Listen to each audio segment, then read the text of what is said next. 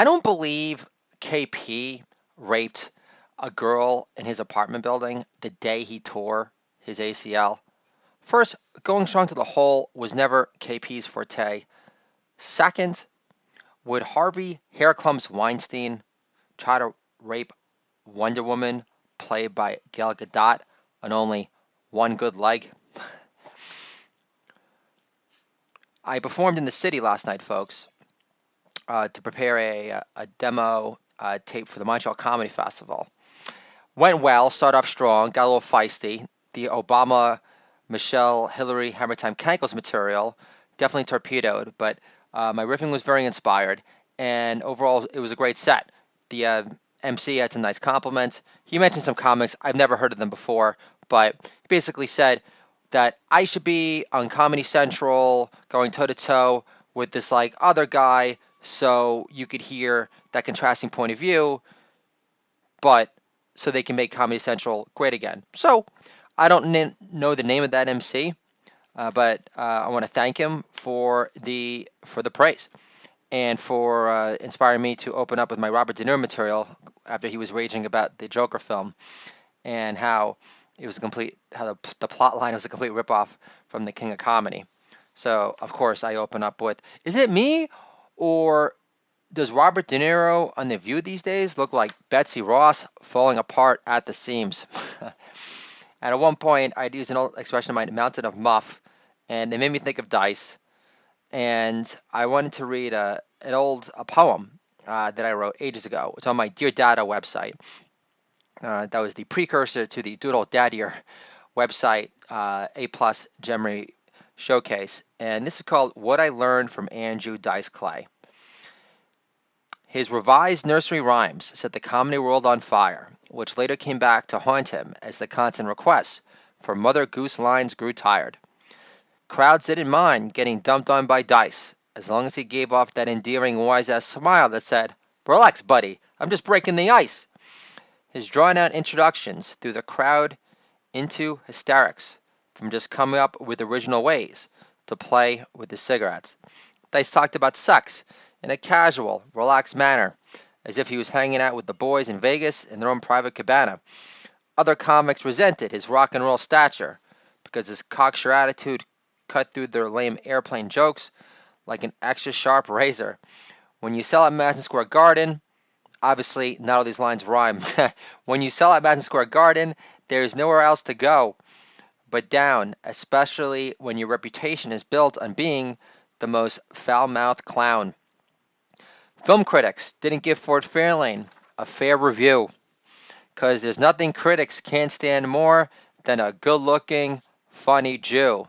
And I gotta holla for a totally true ism that still pertains to this doodle dad here today. Not to make excuses for certain jokes not working, but an A-plus gem is an A-plus gem. Holla!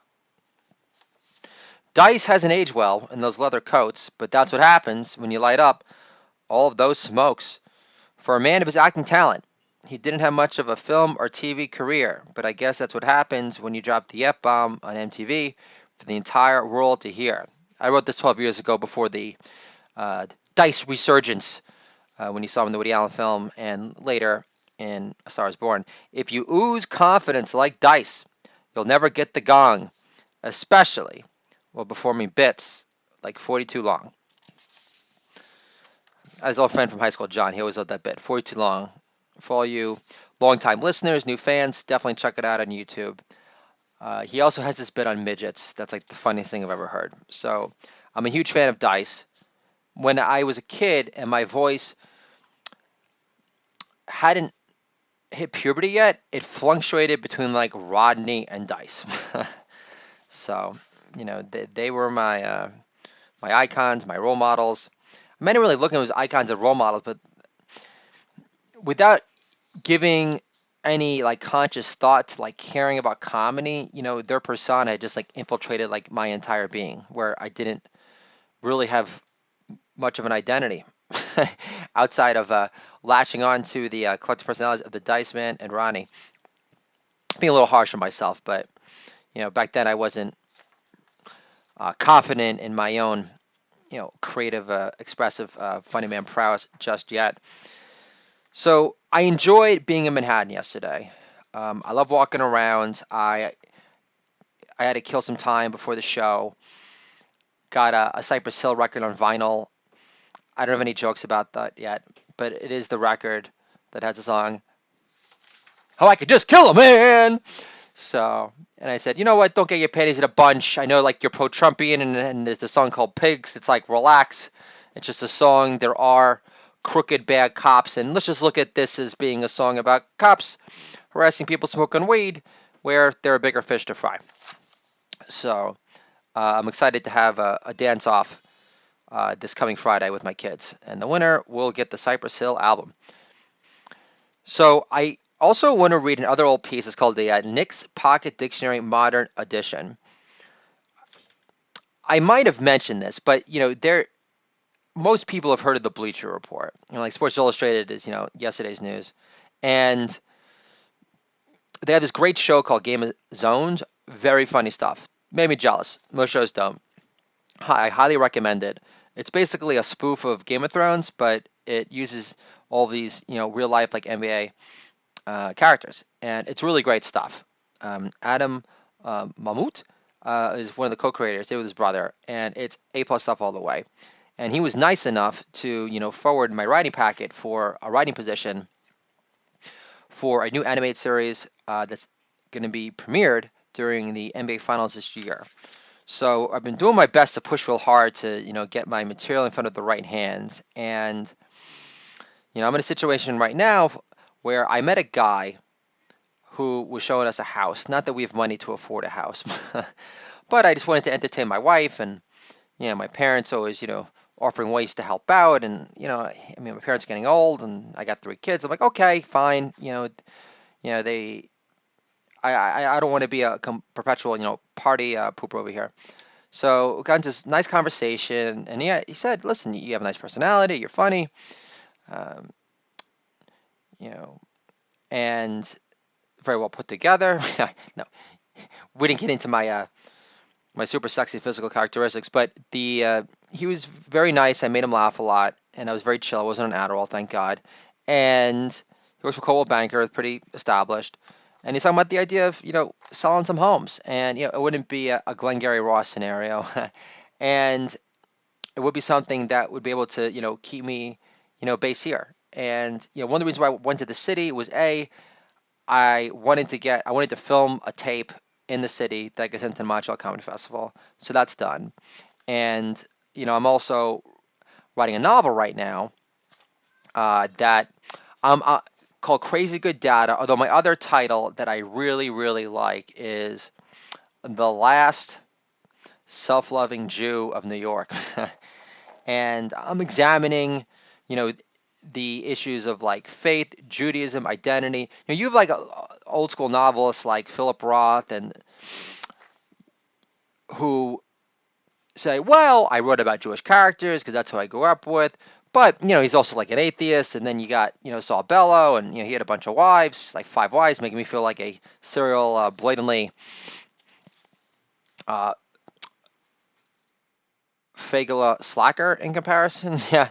So, and he writes about a bunch of misfits, but he does a book which I picked up last night called Herzog, where he writes a bunch of like letters to like dead people, like his parents, and a letter to God. And I've done that on my own, without having to get that brilliant idea from these writers, but from Saul Bellow. However, like for instance, there's that great piece that I just published on my blog because I was tired of Talbot Magazine taking their sweetest time to get back to me, which was Surrender Shrimp and Grits, aborting My Kosher Diet for Cheap Trick. But the real title of that piece that's now up there is The Last Self-Loving Jew of New York. And that title became inspired because I went to this Barnes & Noble in Manhattan Union Square. It's been there forever, a real staple. It's enormous, got like 5 floors. And I asked if they had the Saul Bellow book in Israel. And he gave me this stupefied look. And just the name Saul Bellow meant nothing to him. And he said like a really big deal. Pulitzers, Nobel Prizes, like the entire shebang. Cameo in Woody Allen films and Zelig. So I said, okay, so New York City is just like overrun with self-hating Jews, and that's not just a figment of my imagination. That's like an actual reality. So I have to write this novel, and I'm going to, and I'm going to showcase my daughter, and my voice is really going to shine through it. I'm very excited about it, and I wrote a bunch of chapter title headers today to start getting this in working order because I really don't want to have to sweat on about writing this like outline forever. But I am telling all of you adoring fans right now that you are going to have a novel, I would say, by me. First draft is going to be done by my birthday in April. And so I would say by May, you're going to have a novel by Michael Kornbluth. And it's going to be great. And it's going to win awards. And it's going to be a launching pad. And I'm going to feel like a real writer. Because I'll get a publisher, won't be self-published. And I'll have to deal with like Millennium Musketeer editors that I can't stand, that are like 40 years younger than me. So I'm very excited about it. It totally depresses me that Manhattan is yesterday's news. De Blasio sucks. I'm making fun of De Blasio last night. I'm getting like resistance. I was saying, did you know that Bill de Blasio is the mayor of New York City, that his wife used to be a hardcore Park Slope lesbo, yet we're supposed to believe garlic breath converted her? Because last time I checked, Putz Face eats pizza with a fork and knife. So can you guys honestly picture Big Bird burying his beak into her bean pie bush with such sloppy, reckless abandon? Yeah, sounds like a plausible theory to digest. So I'm going to read this to you right now. I sent this to Steve Summers. Steve Summers is called The Schmooze. He was the original voice of WFAN. So before Bleacher Report and and First Take, and before you ever heard of Blood Breath Bill Simmons from Greenwich, Connecticut, there was The Schmooze. So they built the fan sports radio before Mad Dog Francesa. It all started with The Schmooze. He was like a prodigy. Went to Berkeley. Very funny guy. Smallings were the best. I called in as I was a kid at one point inquiring why Tony Campbell wasn't getting more playing time. So always been a hardcore Knick fan. But the KP thing, this has literally been my first year where I have been on strike because I'm still in mourning. Because I always believed that Uni would fly high again. And it kills me that we traded him for a box of fucking cotton candy. So I'm going to read to you right now to revitalize my hopes and rekindling my first love for next season. And that first love being the New York Knicks, which I always refer to that relationship as an arranged marriage that my dad forced on me, that I'll never have a ring to show for it. and the fact that Carmelo Anthony is like having this amazing season with Portland is killing me. I mean, I wish him success. I don't wish anyone to fail. That's the true bad sign of awful, horrific karma. However, it's just, you have to be like ironically detached, bemused, especially knowing Carmelo's chucker ISO reputation in the past. At the same time, I don't know what he's doing in Portland exactly. I'm assuming he's not really like racking up that many assists. And last time I checked, I'm pretty sure that Carmelo Anthony could still be the spokesperson for Tampax Tampons, because name another player throughout the history of the NBA responsible for stopping so much flowage. So here we go. Knicks Pocket Dictionary Modern Edition. And understand, Steve Summers, the schmooze, wrote me this wonderful gushing letter back to me, saying, "What are you, a terrific fan, even better writer?" So I'll stop jerking myself off, and I'll get to the meaty awesomeness of this piece. But this is during the Jeremy Lin nickname craze, and it drove me crazy that all these bandwagon fans, and the fact that like J.R. Smith ultimately had the Golden Child run out of town because he hogged the bike lane all to himself, drove me nuts after the fact. And it's like Jeremy Lin was like this gift from God, and smart basketball IQ, high character, and we just like discarded him like it was nothing. So here we go. Knicks Pocket Dictionary Modern Edition. Ewing it. Verb. Butterfingers. Caused from excessive flop sweat over facing superior talent that consistently overpowers you, diminishes your legacy, and uproots any sense of security on your home floor. Gandhi. Verb and noun. Studying game film all night. Know-it-all intuitiveness. lofty New York superiority, refreshingly honest, unfiltered criticism, an articulate, informed David Stern basher, and clinging onto a tree trunk or NBA center for dear life. Houston's noun, an upper middle tier steakhouse chain, but not in the same league as Morton's or Ruth Chris. An injury plagued, salary cap hogging, lame excuse for a franchise player. Lean, verb, wanting to stay but being forced to leave your team and make way for more freakishly athletic players that don't have the weak white boy stigma attached to them.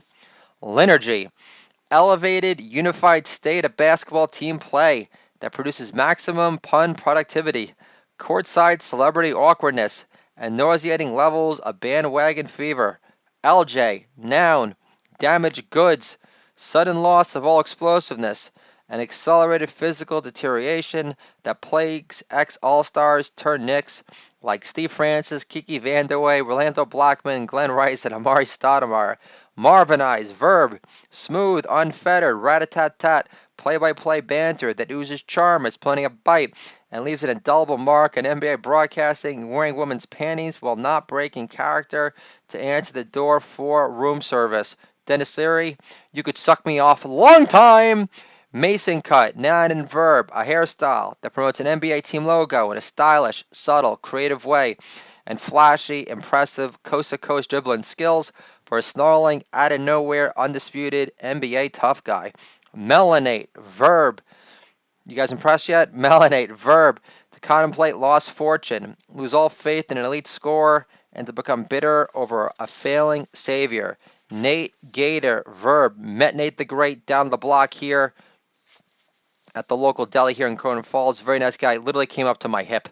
The gotta go laugh out of him too. Pitch my book. Do all dad does jokes. Here we go. Nate Gator. I was asking for tips for my children to conquer their inherited white man's disease. Nate Gator. Verb. When 4 shots, he recommended running on the beach. And some exercise that Adam Levine does. Nate Gator. Verb. When 4 shots and out of control play outweighs any previous offensive feats. Oakley's. Noun. A car wash that can charge whatever it wants because nobody dares to call an offensive charge on its owner, Charles Strong as Oak Oakley. Other reason that I'm still, not the main reason why I'm boycotting the Knicks, the KP trade, was the clincher, but the fact that they had Oakley escorted like he was some, a 2-bit thug, didn't help matters either. Starberry, because Dolan couldn't deal, being that close to the help without him having to rely on his, Dolan's paltry handouts to be a, glamorized handshaker for the Garden to support his, gazillion, children with women that he can never remember the name of. Starberry, verb, to close the deal in the back of a truck, fulfill promise in China, break free from the curse of Isaiah Thomas. Stark Wall, noun. This one's brutal. The most painful reminder of talent limitations, a harsh grounding in reality, where mental toughness dissipates to the point where you exceed your capacity for zone-type play during an NBA championship finals matchup against the most dominant alpha dog winning NBA star of all time. Spray, verb, to flee from a menacing impending chokehold. Tumultuous, noun. That's like the only one I can remember when I sample some people. Tumultuous, noun. An undeserved, drawn-out period of sneaking up the joint and taking everyone else with you down the toilet, including offspring that get accused of being the one who overdosed on Lunesta, allegedly. Isaiah Thomas, side note, said that if you could dribble with your left hand just as well as your right, you're 90% better or more capable than anyone else in the NBA, which I found shocking. X-Man, noun. A superhuman badass known for a penetrating, eye-popping stare that freezes NBA players into lifeless stone figures like a bald Medusa. This is the Do It All Dad Year podcast, dad-friendly entertainment for you and me. What Gen X parents understand, controlling our kids' economy can make our kids great again, and I'll talk to you guys soon.